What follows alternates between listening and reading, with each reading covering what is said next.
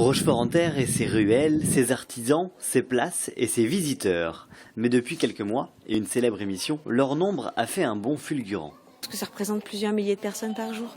En période de forte affluence, oui, le samedi et le dimanche, c'est plusieurs milliers de personnes. Les animations et décorations de Noël font le succès touristique de Rochefort-en-Terre, mais impliquent quelques ajustements.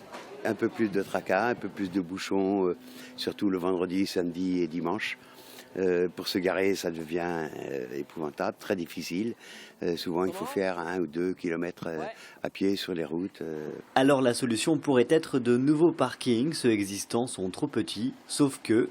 Rochefort est sur un piton rocheux, donc on n'a pratiquement pas de terrain. Enfin, il y a un terrain qui est un particulier, c'est le seul qui reste à Rochefort-en-Terre.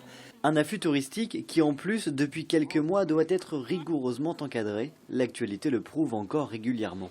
On a été obligé de mettre des bornes anti-bélier à chaque entrée. Ça ferme à 15 h et ça rouvre à 21 h. Donc vous avez tous ces gens qui sont au travail et qui veulent rentrer à 18 h, à 19 h, qui se trouvent un petit peu bloqués.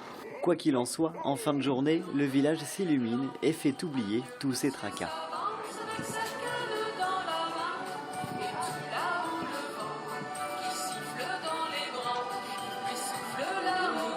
Les illuminations ont commencé, je crois, en 1999. On part sur un patrimoine ancien, un patrimoine bâti du fin 15e, 16e et 17e siècle. Donc ça, c'est vraiment notre trésor.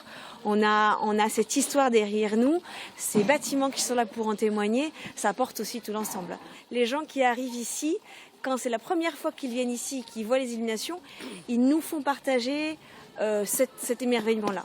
Des visites guidées sont organisées ces prochains vendredis avec l'Office du tourisme et puis les rues sont ouvertes et décorées pour le plus grand bonheur des piétons toute la durée des vacances.